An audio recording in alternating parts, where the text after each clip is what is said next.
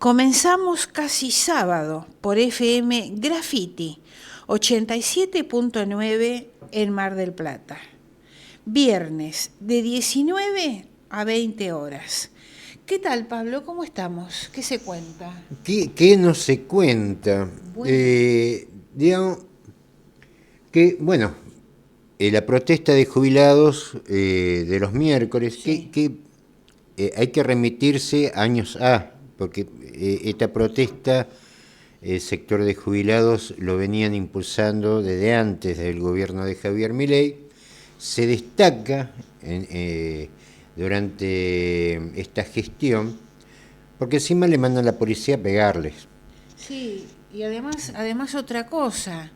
Empezó la protesta de jubilados con muy poquitos jubilados y en este momento se ha juntado junto a los jubilados un montón de gente para protestar también, ¿no? Se han sumado médicos, se han Sí, sumado sectores de desempleados, estudiantes. El tema de la ratificación de la condena de Cristina ha sumado a eso los partidarios de Cristina. claro. Y uno puede decir, ¿y quién falta protestar? Y nos encontramos con que hay protestas en los colegios y liceos militares. Digamos, hay toma de secundarios, hay toma de universidades simbólicas, Sí, sí, sí, sí. no nada, que lleve a pensar que, bueno, esto es. Pero, digamos, sé del instituto enfrente. Ahora, ya cuando vos ves protestas en los liceos militares, que yo, la verdad, no tengo memoria de eso. Yo sé,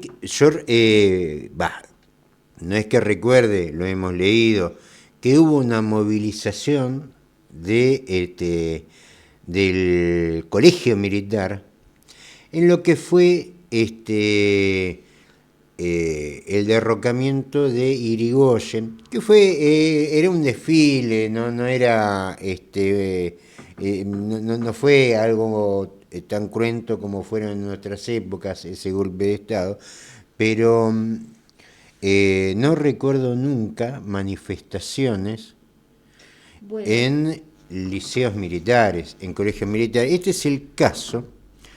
Bueno, el eh, malestar está en todos los liceos, yo pero sí, sí, lo que he leído es que hay una desconformidad con Petri, con el ministro, mm, por el tema salarios. digamos, se va juntando cosas. Hay un abrazo en lo que es en el Instituto Dalmacio Centeno, perdón. Por ejemplo, en este colegio se estudió la actual vicepresidenta Victoria Villarruel,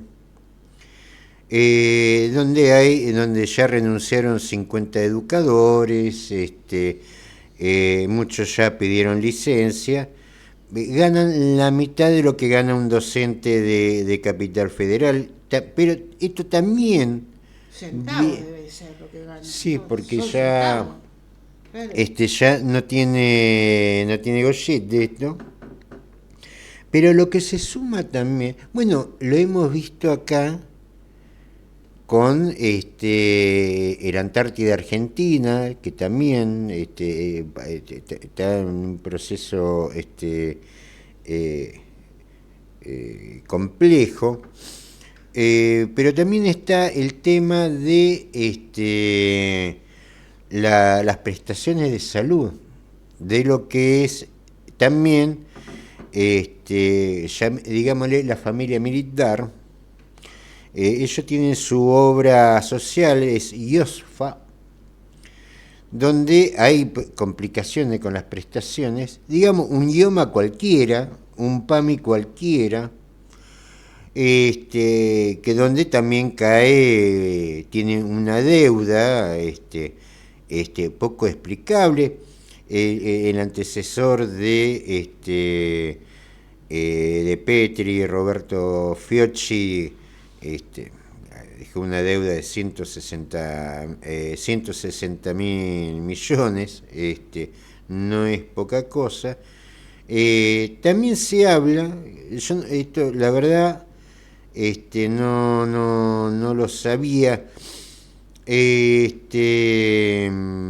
también le suspendieron, le cortaron lo que es las pensiones por retiro a los militares presos por delitos de lesa humanidad. Yo no sabía que había pasado eso. Yo sabía que lo habían pasado a Campo de Mayo, digamos, para que tengan un lugar más familiar, ahora, pero les cortaron la pensión. Pero el caso del Instituto de Dalmacio Centeno, donde, por ejemplo, bueno, aparte de la actual vicepresidenta, también estudió Nito Mestre, Charly García, ahí nació Sui Generis, en ese colegio. Una cosa notable, ¿no? Que uno viene, claro, Charly García y Nito Mestre se conocían de ese colegio. Es decir, ya, a ver, se realizó con, por supuesto, familiares. Digamos, en estos colegios, muchos de los docentes, de las docentes, son, por ejemplo, esposas de oficiales de las Fuerzas Armadas. Bueno, y hicieron un abrazo, digamos, ya como que ya aparecieron los nuevos zurdos, que serían los familiares, madres, padres, de los alumnos que van a los liceos militares. Esto, uno mira, ve esto y dice, bueno, ¿cuánto falta para, digamos, ya las protestas van a ser cruzadas? Ya entra en una situación donde para protestar ya no es el tema de protocolo, sino para sacar turno en la Plaza de Mayo, en el Congreso, sí, porque ya no entran todas las protestas, digamos, y aparece nuevo frente que a mí me llamó la atención, porque yo no recuerdo algo parecido. Nunca me imaginé familiares de las Fuerzas Armadas haciendo un abrazo a un liceo militar, porque para que le aumenten los sueldos a los docentes, sí, y problemas en lo que es prestaciones de salud, como que hay una... Y es bueno que así sea, ¿no? Empecemos a tener otra mirada de la cosa, porque cuando protestaban los docentes de provincia o los docentes de nación, vos fíjate que incluso esto ha llegado a otro lado, y como que ahora todos empiezan a entender qué era lo que protestaba el otro, ¿no? Uh-huh. Lo cual es un baño de realidad. Lo que pasa que a un costo, porque la verdad que hemos llegado a una situación tan límite que para ya dar que los padres y docentes de los liceos militares estén dando un abrazo a sus instituciones, digamos, como cómo nos cuesta entender la realidad, ¿no? Muy bien.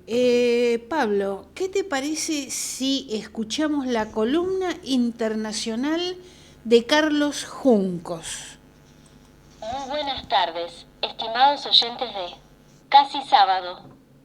Un cordial saludo para nuestros compañeros Gloria Álvarez, Pablo Aceto y Carlos Matos, con quienes realizamos este programa, que llega a ustedes todos los viernes a las 19 horas a través de la FM 87.9, Radio Graffiti. Desde la ciudad de Mar del Plata, Buenos Aires, Argentina.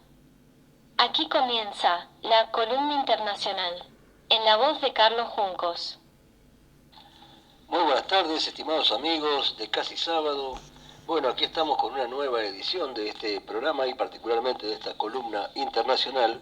Después de algunos días de ausencia, estuvimos viajando por nuestro país en un hermoso viaje, visitando la ciudad de Corrientes, una bellísima ciudad a orillas del río Paraná, una ciudad muy antigua, con un casco histórico realmente hermoso, y bueno, con realmente monumentos y edificios muy lindos, que da gusto visitar, una ciudad muy interesante, muy prolija y con gente muy amable.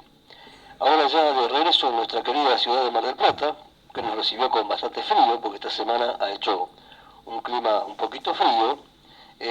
Venimos del litoral, ¿no? Del norte de Argentina y del litoral, que el clima es mucho más benévolo. Así que volvimos aquí al Atlántico Sur, pero de todas maneras esta hermosa ciudad de Mar del Plata nos recibió como siempre, con los brazos abiertos, con toda esta belleza y con este mar bastante revuelto en estos días, pero con esa hermosa energía que transmite el Atlántico Sur, que baña todas las costas de nuestra ciudad. Así que bueno, pasemos entonces ahora directamente a las noticias de carácter internacional que hemos seleccionado para ustedes. En este caso vamos a hablar un poco de nuestro vecino país, aquí nuestro cercano país de Bolivia, sobre la base de una nota de Ayelén Oliva, que habla precisamente sobre el futuro electoral de aquel país, ¿no? Porque con Evo Morales y Luis Arce fuera de la carrera, el actual presidente del Senado, Andrónico Rodríguez, de 36 años, se presenta como una opción para la izquierda para competir por las presidenciales, por la presidencia de Bolivia en las elecciones del 17 de agosto. Esta será la primera vez desde la llegada de Evo Morales al gobierno en 2006 que el movimiento al socialismo, MAS, que ha dominado la política boliviana por casi 2 décadas, se presenta dividido. Rodríguez aparece como la figura que intenta unificar a la izquierda, partida en 3 bandos por el enfrentamiento entre Arce y Morales, de los que se busca alejarse el joven dirigente. El senador por Cochabamba anunció su candidatura a la presidencia de Bolivia el 3 de mayo pasado.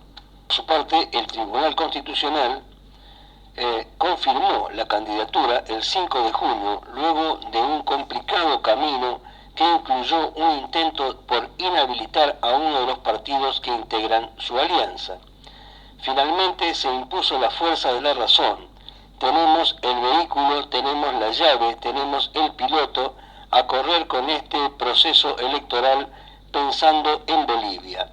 No hemos venido a dividir, hemos venido a unificar. Respiró aliviado Rodríguez ante la prensa al confirmarse su candidatura. Este joven, que es una figura clave de la renovación de la izquierda, reconocido por los opositores como alguien que dialoga, Rodríguez alcanzó proyección nacional de la mano de Evo, presidente de 2006 a 2019, sin romper con Arce, que dirige el país desde 2020, pero en los últimos tiempos ganó autonomía hasta distanciarse de ambos. Hasta el momento, Arico se ubica como el candidato mejor posicionado de la izquierda, según la encuesta preelectoral de Unitel, con un 14,2% de intención de voto, detrás del empresario Samuel Doria Medina, que tiene el 19,1% de intención de voto, y del histórico adversario del MAS, el expresidente Jorge Tuto Quiroga, que tiene el 18,4% de intención de voto. Bueno, ya conociendo al candidato, revisemos un poco su historia. Nacido en 1989 en Sacaba, Cochabamba, Andrónico creció en Entre Ríos, un pueblo ubicado en el húmedo bosque tropical del país, al que se llega desde la capital del departamento tras varias horas en auto, entre curvas y puestos de venta de plátanos. A los 10 años, Andrónico vio por primera vez una imagen del entonces diputado Evo Morales al que todavía le faltaban 7 años para ser presidente, en un afiche pegado en la pared de su casa, según contó al medio Periodistas por el Cambio. A esa edad aprendió de sus padres a participar en el sindicato de campesinos. En cada reunión se detenía a mirar a su padre, un hombre indígena que abandonó la escuela primaria en 4º año y creció hablando quechua, y su padre siempre pidiendo la palabra para hablar y su madre redactando las actas. Fue así que 3 años después Andrónico empezó a participar en las reuniones del centro de estudiantes de su colegio secundario y de las actividades convocadas por los sindicatos del trópico de Cochabamba. Andrónico también ha recordado acompañar a sus padres a los cortes de carreteras contra el gobierno de Jorge Tuto Quiroga entre 2001 y 2002, quien había asumido al frente del gobierno después de la renuncia del primer dictador y nuevo presidente Hugo Banzer Suárez, quien gobernó entre 1971 y 78 y luego entre 1997 y 2001. Después de hacer el servicio premilitar, con 16 años decidió instalarse en la capital del departamento para estudiar ciencias políticas en la Universidad Mayor de San Simón de Cochabamba.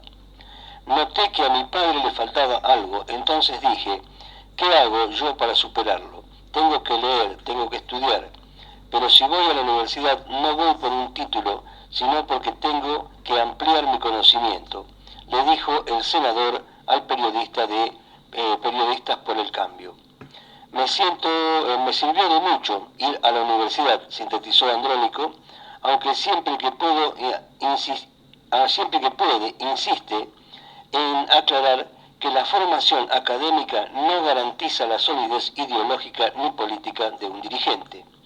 Andrónico sabe que el paso por las instituciones académicas suele alimentar la desconfianza entre los indígenas, lo que ahonda la división entre los técnicos y los políticos dentro de la izquierda en Bolivia, situación que se ha agravado durante la presidencia de Arce. Cuando tenía 22 años, Rodríguez asumió la presidencia de las Juventudes Estudiantiles de las 6 federaciones del Trópico de Cochabamba. La organización de productores de la hoja de coca más grande del país, la cual también era presidida por Evo Morales. Fue allí donde empezó su relación política con el expresidente. La confianza se consolidó en 2018 cuando Andrónico fue elegido vicepresidente de las 7 federaciones, quedando en segundo lugar detrás del propio expresidente y ganándose el apodo de el heredero de Evo. En cada ocasión que puede, Rodríguez aclara que no le gusta que lo llamen de esa manera. Me siento uno más de los cientos de jóvenes que se están formando en el país. Tras confirmar su reciente candidatura presidencial, Morales atacó al que muchos consideran su heredero. Tengo mucha esperanza, todavía mucha confianza en que Andrónico no sea el instrumento del imperio de la derecha, sostuvo el exmandatario en sus redes sociales después de conocerse la postulación. Frente a las duras respuestas de Evo, Andrónico prefirió suavizar las suyas. Por más que no me tenga presente o ya no me quiera, hermano Evo, yo lo voy a tener siempre presente. Yo no seré malagradecido, desleal o traidor, como dicen, dijo en una rueda de prensa el muchacho, este hijo de Evo Morales que está discutiendo ahora, ¿no? De todos modos, no dudó en criticarlo. Todos podemos equivocarnos. Hasta el mejor cazador se le escapa la liebre, al mejor jugador se le va un penal, al mejor político se le puede ir la lectura real de la política. También criticó a Luis Arce, a quien le adjudica la actual crisis económica. En la última campaña del presidente, Evo mencionó a Andrónico entre los jóvenes que podrían sucederlo en 2025, menciona el periodista Martín Sivac. Sin embargo, fue el 11 de noviembre de 2019, en un contexto de protestas presión social y acusaciones de fraude, tras la renuncia y posterior salida del país del expresidente Evo Morales, cuando Andrónico dio un salto impensado en la primera línea de la política. El enorme vacío de poder desatado en Bolivia, en medio de lo que se denunció como un operativo de represión ordenado por la presidenta interina Yanine Áñez, todos recordarán a aquella señora, dio lugar al protagonismo repentino de Rodríguez. En ese momento Andrónico apareció como el único que se hizo cargo en un momento de conflicto durísimo, mientras muchos de los dirigentes estaban fuera del país, renunciaban o simplemente desaparecían. Bueno amigos, hasta aquí la reseña de este joven dirigente boliviano y deseándole por supuesto lo mejor para el vecino país y que las próximas elecciones los encuentren un poco más unificados, menos peleados y que bueno, puedan salir adelante como estamos intentando todos los países de América Latina. Como siempre se nos ha agotado el tiempo, así que un gran abrazo para todos y nos encontraremos en el próximo programa. Muchas gracias, Carlos Juncos. Vamos a compartir ahora una nota de Pablo Aceto en Cazador de Noticias. Milei y Caputo solo saben emitir deuda, dice Pablo Aceto en diálogo con Cazador de Noticias. El dirigente del Partido Socialista Auténtico Mar del Plata-Batán en Unidad Socialista planteó que la Argentina se debate hace muchas décadas básicamente entre dos modelos. Uno es la emisión de pesos para solucionar el déficit fiscal y el otro modelo es la emisión de deuda, pero ninguno, en definitiva, resuelve los problemas de fondo. Los sectores ortodoxos, en lugar de emitir billetes, emiten bonos de deuda sobre una moneda dura que encima hay que pagar intereses y nos encontramos con que Argentina para el 2025 tiene que enfrentar vencimientos de deuda externa de 24.000 millones de dólares. De hecho, se descarta que no va a poder pagar y se va a recurrir a un perdón que lógicamente va acompañado con recarga de intereses y casi sin hacer nada, nuestra deuda externa aumenta en 14.000 millones de dólares en un abrir y cerrar de ojos. Caputo tomó un préstamo repo de 2.000 millones de dólares con 7 bancos internacionales y a cambio el Banco Central de la República Argentina les entregó bopreales que crearon para pagar deudas comerciales por importaciones con el exterior, con la promesa de recomprarlos, por eso lo de repo, en 2 años a una tasa de interés del 8,25% anual, casi el doble de lo que paga Estados Unidos sobre su deuda a 10 años, con la diferencia de que el país del norte emite dólares y nosotros no. En este sentido, estamos transitando hacia una crisis de deuda en un esquema muy parecido al de Mauricio Macri, para sostener el gobierno, evitar emitir pesos para comprar dólares y que la inflación no se escape más de lo que se está escapando.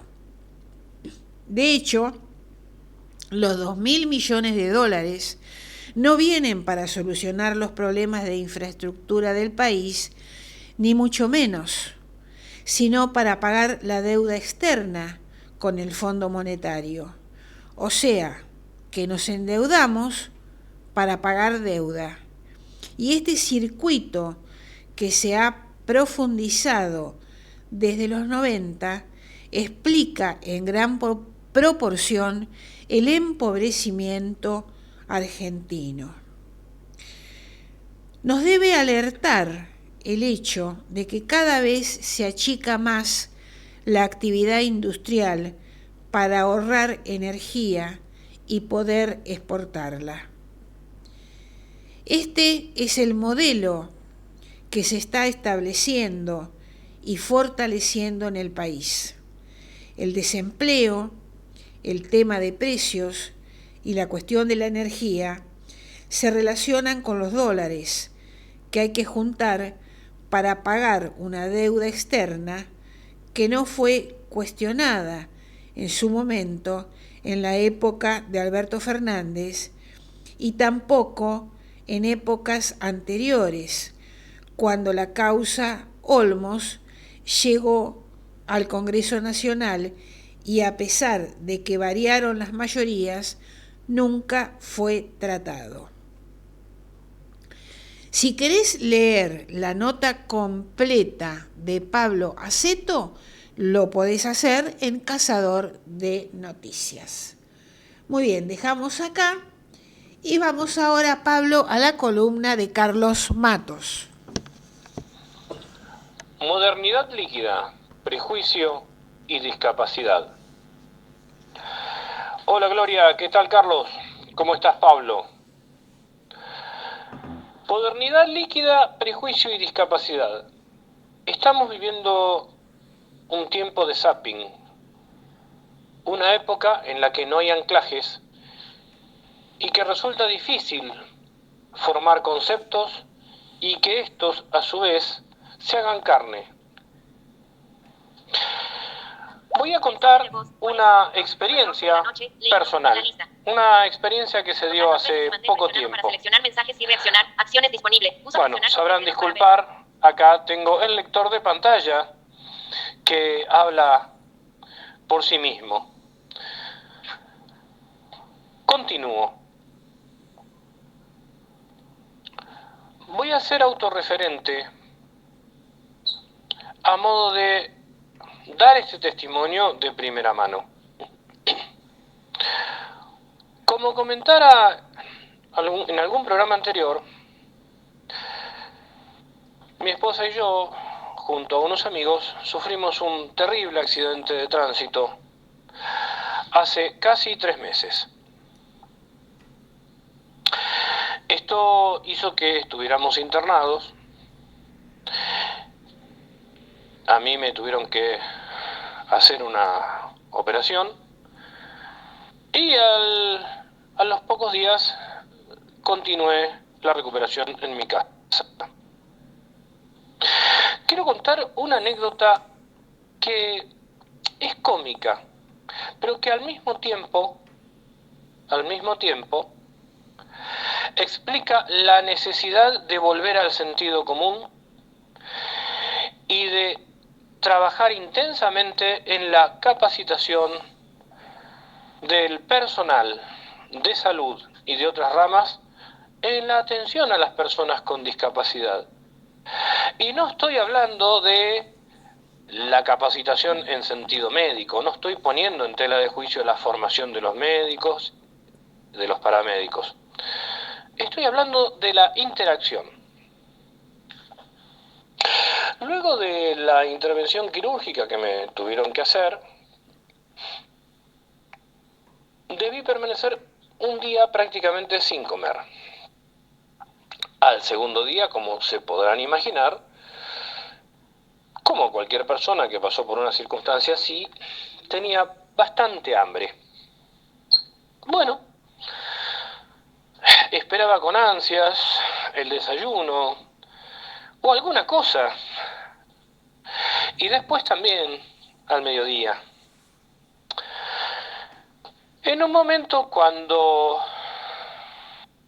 alguien del equipo médico que me había operado decidió hacer la ronda por la zona en la que yo estaba,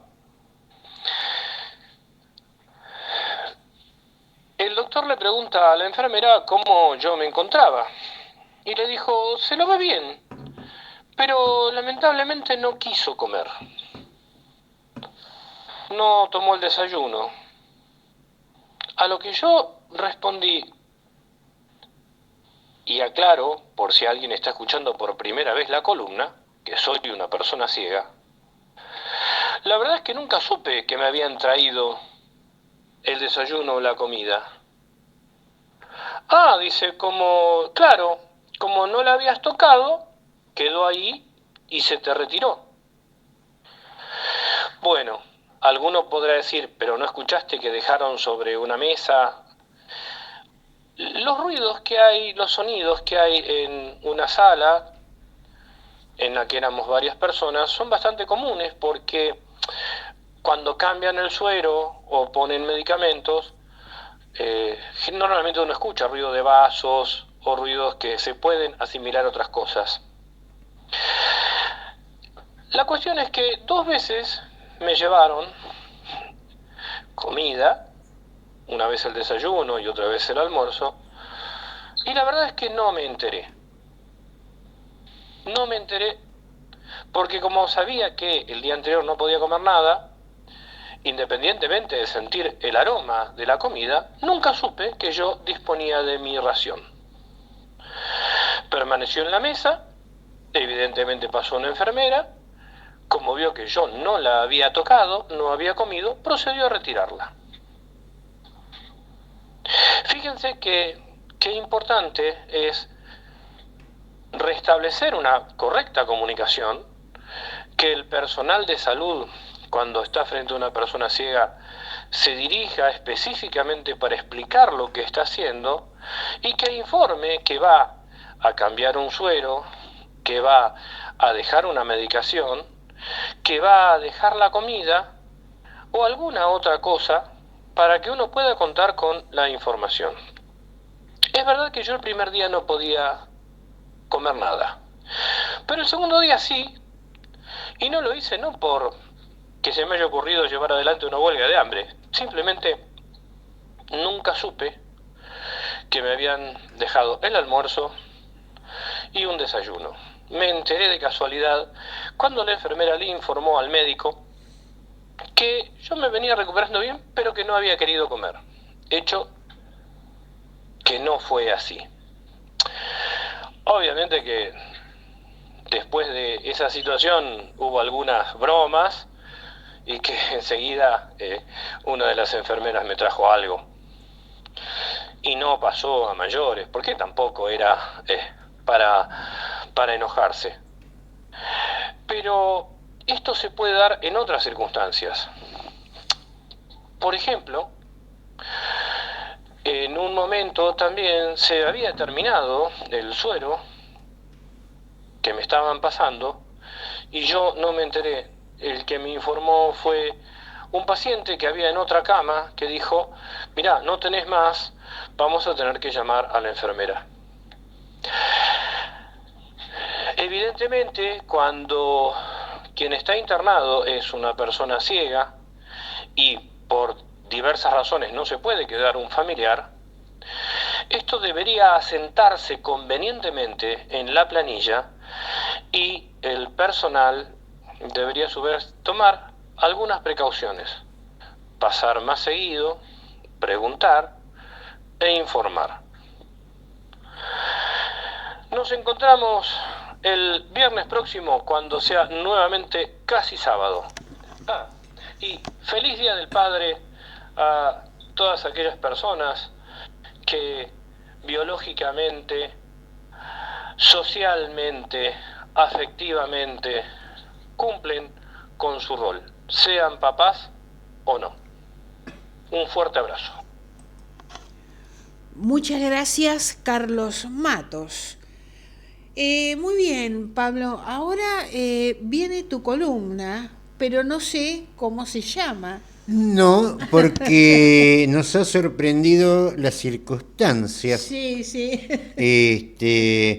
Bueno, que también toma por sorpresa la columna internacional de Juncos. Hubo un ataque de Israel sobre Irán. vamos a ver dónde termina esto.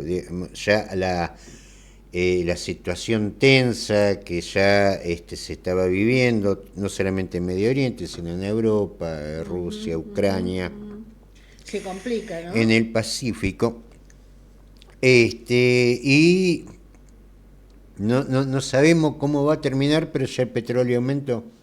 Recordemos que Irán tiene el control de la salida del Golfo Pérsico, que es de donde sale el petróleo de Cuba y todo eso. Bueno, saltó. Estos son números preliminares, todavía no cerraron los mercados. Estaba en $66 el barril, saltó a 70,26. Y esto es bueno recalcarlo, porque incluso cosa que no aceptamos, que nosotros paguemos el crudo como si no fuera nuestro, como a precio internacional, lo que es nuestro.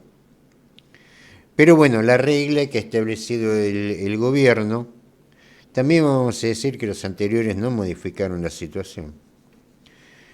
El gobierno de Milei viene y lo empeora, porque encima con la ley bases lo que hace es no obligar a las concesionarias que actúan a manera de dueños a sostener el abastecimiento en el país, por lo que nos encontramos con una situación de alza importante. Todos estos hechos, estos conflictos bélicos, especialmente en Medio Oriente, reavivan el precio. Vamos a ver cómo esto evoluciona. Si bien hay que decir esto, ¿se va a sostener, no se va a sostener este aumento? Lo que es la salida del Golfo Pérsico va casi en un 100% a China. No afecta a otros mercados, sí, por supuesto, da una situación de incertidumbre, porque si empiezan todos los tiros ahí, nadie va a producir. Vamos a ver si esto se sostiene. Recordemos que Donald Trump sueña con un barril de $60, pero hoy por hoy aumentó. Ahora, ¿esto significa que tendría que aumentar en la Argentina el combustible? Recordemos que los actuales precios de combustible es sobre un barril anterior, un barril mucho más caro, cuando estaba entre $82 y $85 el barril. Que muy lejos de estuvo en $59, ahora está a 70, todavía no recuperó el precio viejo, el precio caro, llamémosle, por lo que no solamente no tendría que subir, sino que tendría que haber bajado, y haber bajado mucho. Esto, por supuesto, levanta el promedio. El promedio del Brent durante el 2025 es ahora el menos 6,52. Hoy, por este aumento, por el conflicto que empezó el día jueves, hasta antes de eso, el promedio era menos 18%. El precio, la evolución de precios del petróleo. No tendría que subir, porque la regla esa de que si el precio internacional aumenta, el combustible aumenta, eso ha pasado. Ahora, cuando baja, no pasa que baja. Hubo, sí, a principio del año una reducción en YPF del 1%, pero lo que ha sido el desarrollo, es decir, todo este tiempo que estuvo el precio mucho más bajo, no bajó el crudo, y ahora vamos a ver qué pasa, ahora que aumenta, pero que no aumenta al precio que estaba hasta hace unos meses atrás, entre 82 y 85 dólares el barril, 70,26 en una, que esto sí es cierto, en una situación que suma complejidades, toda la estabilidad económica, toda la estabilidad en relación con la paz, está fuertemente comprometida, muy lejos de lo que plantea Donald Trump, que iba a terminar con todas las guerras, y bueno, están empeorando. También hay que decir que Estados Unidos no está apoyando esto. Son mucho más belicosos los demócratas, aunque parezca mentira. Pero esto ya nos está mostrando un panorama complejo. En un panorama que para la Argentina se complica más, y esto ya vamos a hablar el miércoles sobre esto, de si aumenta el precio del crudo a los que se hicieron dueños de nuestros recursos. ¿Qué les conviene, vender afuera o comercializar en la Argentina? Y esta es la cuestión que está en debate. Un poco lo decimos en la nota. La caída de la producción, la falta de empleo, alguien que trabaja gasta energía. Y esa energía la quieren exportar para hacerse de divisas. Porque el gobierno precisa divisas y porque los dueños de nuestros recursos, los que se adueñan de nuestros recursos, quieren sus dólares. Ahora, los dueños de recursos, que seríamos nosotros, nos tenemos que bancar la depresión económica, el desempleo, la informalidad, porque es la única forma que cierra esta ecuación económica. Vamos a ver cómo se desarrolla. Seguramente el miércoles vamos a tener un panorama más completo, pero en estas situaciones, países por ejemplo como Rusia, como China, que se autoabastecen de prácticamente de todo, no digo que no se les complica la existencia. Ahora, en un país como la Argentina, que prácticamente depende del insumo extranjero y que depende de la venta de sus productos primarios al extranjero, esto también genera a los problemas que ya tenemos un toque ya más preocupante, porque lógicamente encima la Argentina no tiene dólares, y la situación global no se ensaña justamente en los que menos recursos tienen. Nos vamos. Recordamos que los miércoles estamos con Prohibido Olvidar de 9 a 10 horas y los viernes con Casi Sábado de 19 a 20 horas por FM Graffiti 87.9 en Mar del Plata. Nos despedimos con el informativo criollo a cargo de Carlos Juncos y un tema musical. Hoy vamos a escuchar a Mercedes Sosa y a Luis Alberto Spinetta, Barro tal vez. Saludos para todos.